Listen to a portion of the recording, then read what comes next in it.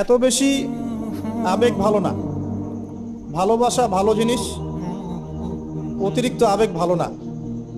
আল্লাহ পাক আমাদেরকে বাস্তবতা বোঝার তৌফিক দান করুন। বাস্তবতা আমি আপনাকে দেখাচ্ছি।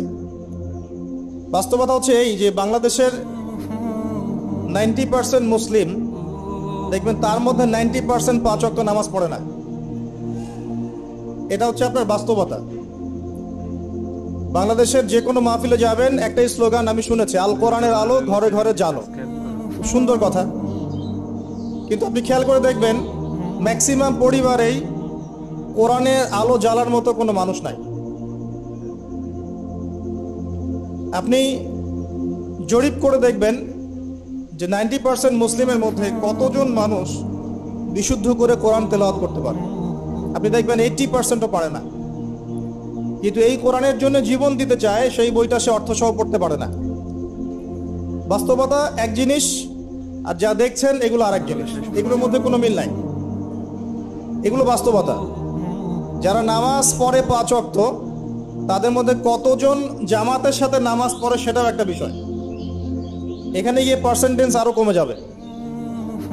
যারা নামাজি ব্যক্তি, তাদের মধ্যে কতজন রিজিক হালাল, এটা আরেকটা বিষয়।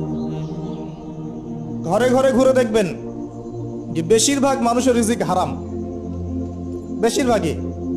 আমরাও কিরকম করে, এই যে ধরেন আপনি একটা মাদ্রাসা শিক্ষকতা করছেন, মাদ্রাসার একটা দায়িত্ব আছে আপনার। আপনি ধরে নিয়েছেন যে এই রিজিকটা আপনার হালাল, কিন্তু মাদ্রাসার দায়িত্ব পালন করতে গিয়ে যদি আপনি দায়িত্ব অবহেলা করেন, আপনার রিজিকটা হারাম। আপনি একজন মসজিদের ইমাম, মনে করছেন আল্লাহ আমাকে খুব পবিত্র রিজিক দিয়েছেন, মাশাআল্লাহ। আপনি যদি আপনার দায়িত্ব অবহেলা করেন, এই রিজিকটাও হারাম। আর নর্মালি তো আমরা সবাই সুদ খাচ্ছি, ঘুষ খাচ্ছি, দুর্নীতি করছি, মানুষের সম্পদ আত্মসাৎ করছি। এগুলো তো আমাদের সহজাত প্রবৃত্তি হয়ে গেছে। কোনো কোনো ক্ষেত্রে দেখা যায় উপর থেকে একটা হাতি আসে, উপর থেকে একটা হাতি আসতে আস্তে আস্তে আস্তে একটা মাছি হয়ে যায়। মাঝখানে হাতির ডালপালা, হাত পা টেনে হিঁচড়ে খাওয়া শেষ। এই সমস্ত রিজিক হারাম, ম্যাক্সিমাম রিজিক হারাম আমাদের। বাস্তবতা অনেক কঠিন। বাস্তবতায় গিয়ে দেখেন যে কতজন মানুষ যাকাত আদায় করে। নামাজি ব্যক্তিদের মধ্যে যারা ইসলাম বোঝে, তাদের মধ্যে কতজন যাকাত দেয়। এটা আরেকটা মহামারী চলছে, যাকাত না দেওয়ার মহামারী। শুধু যদি যাকাতটা দিতেন ঠিক মতো, নিসাব পরিমাণ সম্পদ হয়ে গেছে, মালের যাকাত দিচ্ছেন, বাংলাদেশকে বহির্বিশ্বের কাছ থেকে ঋণ নিতে হতো না, একটা মানুষও না খেয়ে মারা যেত না। যাকাত আমরা দেই না, এখানে অমুসলিমদের কোনো ভূমিকা নাই, আমরাই যাকাত দেই না। বাংলাদেশে এমনও ব্যক্তি আছে যাদের যাকাত কালেক্ট করলে একজনের যাকাত থেকে 100টা পরিবার চলবে। এটা কালেক্ট করার কোনো সিস্টেম নাই, এবং সেই ইচ্ছাকৃতভাবে দিচ্ছে না, আমরাই দিচ্ছি না। আপনি সমাজে ঘুরে দেখবেন কতগুলো পরিবার আছে যেগুলোর মধ্যে পর্দার বিধান কায়েম আছে। বাস্তবতা খুব কঠিন। আর যা দেখছেন আইওয়াশ, শোডাউন, এগুলো দিয়ে ইসলামের বিজয় কখনো হবে না। যত বেশি আইওয়াশ করবেন, শোডাউন করবেন, বাড়াবাড়ি করবেন, তত ইসলামের নূর, বরকত, আল্লাহর রহমত, নুসরা সব উঠে যাবে। আর ইসলামিক ব্যক্তিত্বদেরকে নিয়ে তো মোটেই করা উচিত নয়। কারণ রিয়া বা অহংকার বলে একটা কথা আছে, যার কলবের মধ্যে যাররা পরিমাণ অহংকার থাকবে, এই ব্যক্তি জান্নাতে যাবে না। অহংকার মুক্ত থাকতে চায় আলেম ওলামা শ্রেণীর মানুষ, কিন্তু তাদেরকে নিয়ে মানুষের অতিরিক্ত বাড়াবাড়ির কারণে মনের মধ্যে অনেক সময় রিয়া, অহংকার চলে আসতে পারে। এর ফলে সেই ব্যক্তিও জাহান্নামের খোরাক হচ্ছে, বলে নাউজুবিল্লাহ। সূক্ষ্মতা আমি আপনাকে বোঝাচ্ছি।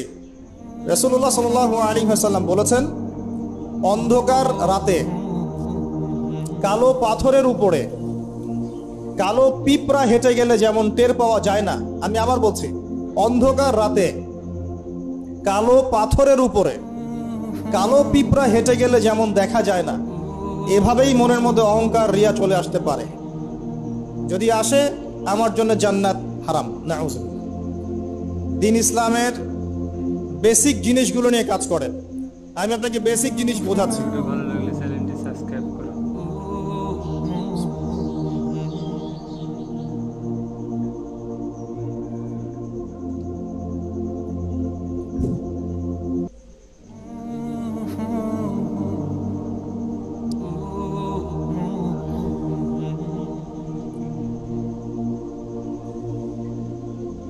বেসিক হচ্ছে 5 ওয়াক্ত নামাজ।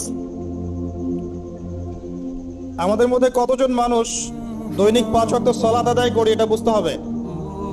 কথাগুলো শেষ পর্যন্ত শুনুন। বেসিক হচ্ছে আপনার যাকাত প্রদান করা। ইসলামের বেসিক হচ্ছে আপনার পরিবারে পর্দা থাকবে। ইসলামের বেসিক আপনার পরিবারে তালিম হবে। প্রত্যেক পরিবার থেকে একটা করে মানুষ অন্তত পক্ষে কোরআনওয়ালা হবে, আলেম হবে বা হাফেজ হবে, এটা আমাদের দাবি ছিল। এগুলো বেসিক, যে মুসলিমরা হালাল খাবে, হারামে সম্পৃক্ত হবে না, সাধ্য মতো আল্লাহর দ্বীনের দাওয়াত দিবে মানুষকে। এগুলো বেসিক। এই বেসিকগুলো ঠিক আছে কিনা খেয়াল করে দেখেন। আমি আপনাকে গ্যারান্টি দিচ্ছি এই বেসিকগুলো আমাদের ঠিক নাই। এমন পরিবার খুঁজে পাবেন না যে পরিবারের মধ্যে অলমোস্ট 100% মানুষ 5 ওয়াক্ত নামাজ পড়ে। এখন এই যুগে খুঁজে পাওয়া দুষ্কর, ইল্লা মাশাআল্লাহ। এমন পরিবার আপনি খুঁজে পাবেন না যেখানে দেখবেন প্রত্যেক সদস্য কোরআন তেলাওয়াত করতে পারে, ইল্লা মাশাআল্লাহ, বা কোরআনের হাফেজ বা আলেম হয়েছে, খুব কম।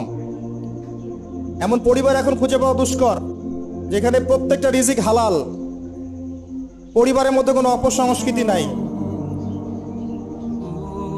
পরিবারের মধ্যে ফ্রি মিক্সিং নাই, সুদ নাই, হারাম টাকা আসছে না, বেপরদামি নাই। পরিবারের ছেলেমেয়েরা আল্লাহর ওয়াস্তে আল্লাহর লাইনে পড়াশোনা করছে, দ্বীনের খেদমত করার চেষ্টা করছে। এমন পরিবার খুব রেয়ার। যখন বেসিক ঠিক থাকবে না তখন বড় বড় স্বপ্ন দেখে আসলে কোনো লাভ নাই। একটা বিল্ডিং নির্মাণ করতে চান, তার বেস যদি ঠিক না থাকে তাহলে আপনি 10-20 তলার স্বপ্ন দেখে আসলে কোনো ফায়দা নাই। এর পরেও আছে যারা দ্বীনের রিপ্রেজেন্টেটিভ, তাদের মধ্যে আপনি দেখবেন ভিতরে দ্বীন নাই। বাইরে যদিও মনে হয় যে দ্বীন দিয়ে ভর্তি, ভিতরে আসলে দ্বীনের কোনো বালাই নাই, ইল্লা মাশাআল্লাহ। আবার আপনি দেখবেন যারা ধর্মতাত্ত্বিক ক্ষেত্রে জাতিকে দিক নির্দেশনা দিবে, এরাই শতটা বিভক্ত হাজারটা দলে, এবং প্রত্যেকেই বলছে যে আমি হক, বাকি সবাই বাতিল। সিচুয়েশন খুব ক্রিটিক্যাল। এর উপরে আবার আছে সামাজিক অবক্ষয়, এর উপরে আবার আছে রাজনৈতিক সমস্যা, তার উপরে আবার আছে বৈশ্বিক ওয়ার্ল্ড অ্যাফেয়ার্সের প্রবলেম এবং ইকোনমিক স্যাংশন, অর্থনৈতিক দাসত্ব। সব মিলে বিশ্বের অবস্থা ভালো না। এখানে তৃপ্তির ঢেকুর তোলার কোনো সুযোগ নাই যে সবকিছু সুন্দরভাবে চলছে, আসলে তা নয়। এখন প্রথমত দৃষ্টিভঙ্গির কথা বলবো। দৃষ্টিভঙ্গি পরিবর্তন না করতে পারলে সমস্যা আছে। বাস্তবিক হন, প্র্যাকটিক্যালে মুসলিমদের অবস্থা আসলে ভালো না। এবং পুরো বিষয়ের রিয়েলিটি বুঝতে হলে আপনাকে খিদির আলাইহিস সালাম হতে হবে। এই ব্যক্তি আবার কে? খিদির আলাইহিস সালামকে পাবেন কোথায়? কোথায় আছে? সূরা কাহফে আছে। নবী মুসা আলাইহিস সালাম প্রশ্ন করছেন, নৌকাটা কেন ফুটা করলেন? নবী মুসা আলাইহিস সালাম প্রশ্ন করছেন, এই বাচ্চাটাকে কেন হত্যা করলেন? নবী মুসা আলাইহিস সালাম প্রশ্ন করছেন, দেয়ালটা কেন নির্মাণ করলেন? মুসা আলাইহিস সালাম বাইরের চোখ দিয়ে দেখছেন, তিনি ভিতরের কথা বুঝতে পারছেন না। কিন্তু খিদির আলাইহিস সালাম আল্লাহর নূর দিয়ে দেখছেন, তাই তিনি দূরদর্শিতার সাথে দেখতে পাচ্ছেন প্রতিটা ঘটনার পিছনের কারণ কি। যদি নৌকা ফুটা না করতেন তাহলে জলদস্যু নিয়ে যেত। যদি বাচ্চাটাকে হত্যা না করতেন, এই বাচ্চা বড় হয়ে অনেক বড় কাফের হতো। যদি এই দেয়াল নির্মাণ না করতেন, এই দেয়ালের নিচে রাখা সঞ্চিত সম্পদ এতিম বালকরা পেত না। ঘটনা কি পড়েছেন কখনো? এই ঘটনা কারা কারা পড়েছেন? হাত তোলেন দেখি। এই হচ্ছে বাস্তবতা, হাত নামান। এই ঘটনাটা একটা আপনাকে এপিস্টিমোলজি দিবে। এপিস্টিমোলজি মানে হচ্ছে জ্ঞানতাত্ত্বিক দর্শন। এটা একটা ফিলোসফিক্যাল থট, জ্ঞানতাত্ত্বিক দর্শন, এপিস্টিমোলজি, জ্ঞান তত্ত্ব। মুসা আলাইহিস সালাম বাইরের চোখ দিয়ে দেখছেন। এখনকার পুরো বিশ্বের এডুকেশনাল ফিলোসফিটা এরকমই, সবাই বাইরের চোখ দিয়ে দেখতে চায়। কিন্তু খিদির আলাইহিস সালাম ভিতরের চোখ দিয়ে দেখতেন। তিনি বুঝতে পেরেছেন কেন নৌকা ফোটা করতে হবে, কেন এই বাচ্চাকে হত্যা করতে হবে, আর কেন দেয়া দিনমার করতে হবে। এটা মুসা আলাইহিস সালাম বুঝতে পারেন নাই। অতএব এই বিশ্বে যদি আপনি প্রতিটা বিষয়ের সমাধান চান, সলিউশন ফাইন্ড আউট করতে চান, রিয়েলিটি বুঝতে চান, তাহলে আপনাকে এক চোখ দিয়ে দেখলে হবে না। শুধু বাইরের চোখ দিয়ে দেখলে আপনি সব বুঝতে পারবেন না, ফুল স্টপ। শুধু বাইরের চোখ দিয়ে দেখলে আপনি সব বুঝতে পারবেন না। আই রিপিট, শুধু বাইরের চোখ দিয়ে দেখলে আপনি সব বুঝতে পারবেন না। আপনাকে আল্লাহর নূর দিয়ে দেখতে হবে, আল্লাহর কলব দিয়ে, আপনার জাগ্রত কলব দিয়ে দেখতে হবে, যেমনটা খিদির আলাইহিস সালাম করেছেন। বাহ্যিক চোখ দিয়ে আপনি সব কিছুকে দেখলে মনে হবে যে বিশ্ব এগিয়ে যাচ্ছে, কিন্তু ভিতর দিয়ে দেখলে, আল্লাহর নূর দিয়ে দেখলে বুঝতে পারবেন বিশ্ব আগাচ্ছে ঠিকই, কিন্তু তার ধ্বংসের দিকে আগাচ্ছে। সময়ের জন্য অপেক্ষা করতে থাকেন, এক পর্যায়ে কথাগুলো বুঝে আসবে ইনশাআল্লাহ। হয়তো এখন মাথার উপর দিয়ে যাচ্ছে, ইল্লা মাশাআল্লাহ। আগে জ্ঞানতাত্ত্বিক দর্শনটা ঠিক করেন। আমাদের দর্শনটা এখন এমন যে চাক্ষুষ যা দেখব সেটাই সত্য, অথবা পরীক্ষা নিরীক্ষা পর্যবেক্ষণের মাধ্যমে যে সিদ্ধান্তে আসা যাবে সেটাই সত্য। এবং আমাদেরকে পশ্চিমা বিশ্ব এটাই শিখিয়েছে, পশ্চিমারা আমাদেরকে এটাই শিখিয়েছে যে পরীক্ষা নিরীক্ষা, যুক্তি, বিজ্ঞান, দর্শন, এগুলোর মানদণ্ডে যা লাভ করা যাবে সেটাই জ্ঞান। এর বাইরে জ্ঞানের কোনো অস্তিত্ব নাই। এই জন্যে আল্লাহ তারা বিশ্বাস করে না, কারণ আল্লাহকে দেখা যায় না, সিম্পল। মালায়েকা, ফেরেশতা তারা বিশ্বাস করে না, কারণ ফেরেশতাকে দেখা যায় না। জিন জাতিকে তারা বিশ্বাস করে না, কারণ তাকে দেখা যায় না।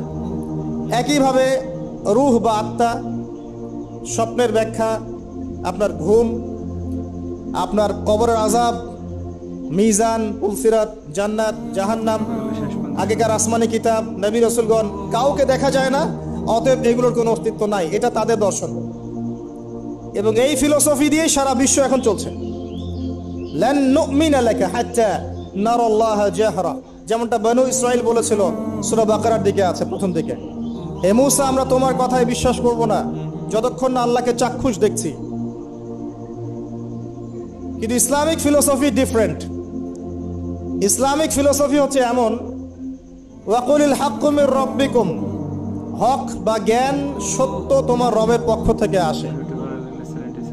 ফালা তাকুনান্না মিনাল মুমতারিন, তুমি সন্দেহবাদীদের অন্তর্ভুক্ত হও না। সূরা কাফির 29 নম্বর আয়াতে আল্লাহ পাক আরো বলেছেন, ওয়াকুলিল হাক্কু মির রাব্বিকুম ফামান শাআ ফালইউমিন ওয়া মান শাআ ফালইয়াকফুর। হক আল্লাহর পক্ষ থেকে আসে, জ্ঞান আল্লাহর পক্ষ থেকে আসে, সত্য মিথ্যার মানদণ্ড আল্লাহর পক্ষ থেকে আসে, ন্যায় অন্যায়ের মানদণ্ড আল্লাহর পক্ষ থেকে আসে, মানুষের মস্তিষ্ক থেকে বের হয় না। আর আল্লাহর পক্ষ থেকে যা আসে তাকে যুক্তি, বিজ্ঞান, দর্শন এগুলো দিয়ে প্রমাণ করা যাবেই, এটা জরুরি না। এমন অনেক বিষয় হতে পারে আল্লাহর পক্ষ থেকে আসতে পারে যেটাকে আপনি যুক্তি, বিজ্ঞান, দর্শন দিয়ে প্রমাণ করতে পারবেন না, কারণ এগুলোর সীমাবদ্ধতা আছে, আল্লাহর জ্ঞানের কোনো সীমাবদ্ধতা নাই। আমার কথা কি বোঝা যায়? আসসালামু আলাইকুম। ভিডিওটি ভালো লাগলে চ্যানেলটি সাবস্ক্রাইব করুন।